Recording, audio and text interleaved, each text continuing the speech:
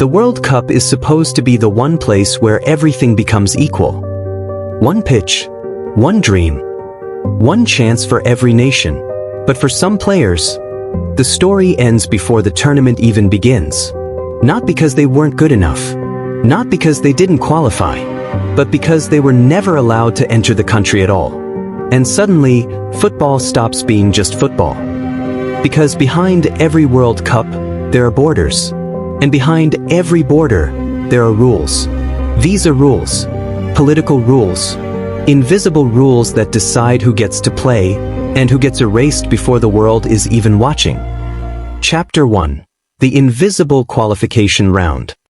When people think of the World Cup, they think of qualifiers, goals, tables, final match days.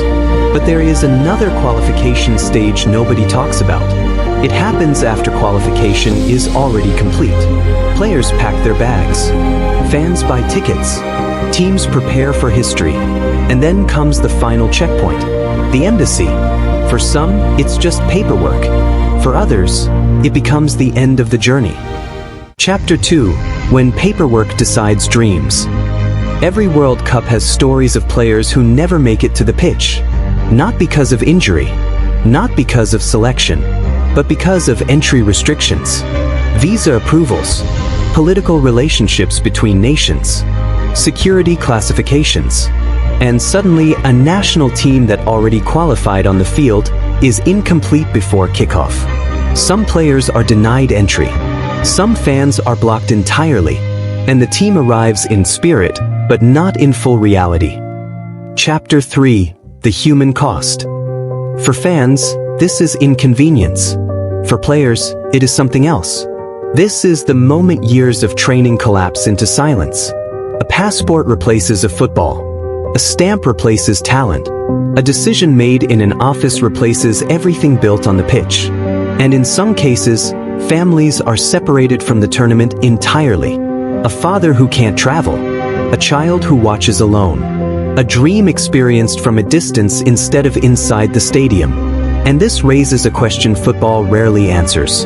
Who does the World Cup actually belong to? Chapter 4. Football versus politics. FIFA has always promoted one idea. Football is above politics. But the reality is more complicated. Because the World Cup does not exist outside the world. It exists inside it. And inside that world, nations have tensions.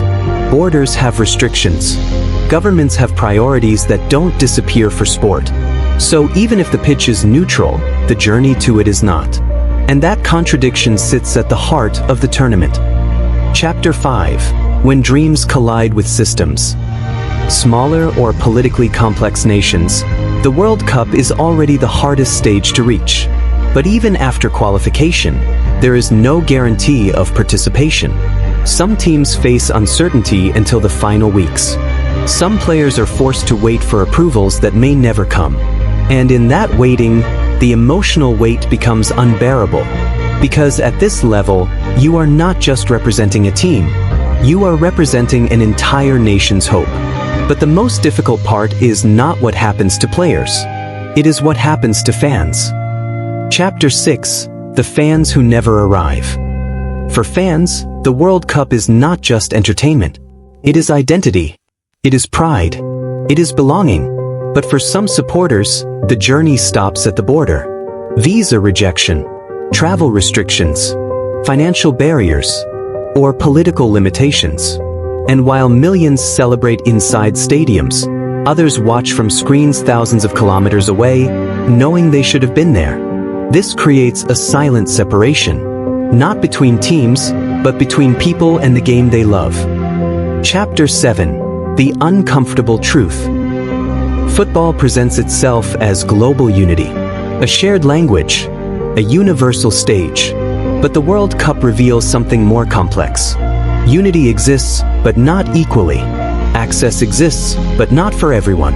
And the closer you look, the more you realize the game is global, but the experience is not. Chapter 8. The Final Question. So when the World Cup begins, what are we actually watching? A tournament of the best players in the world, or a tournament of the players who were allowed to enter the world? Because for every goal we celebrate, there are stories we never see, matches that never happen, fans who never arrive, and dreams that end quietly before the cameras ever turn on. And maybe the real question is not whether football can escape politics, but whether it ever truly existed without it.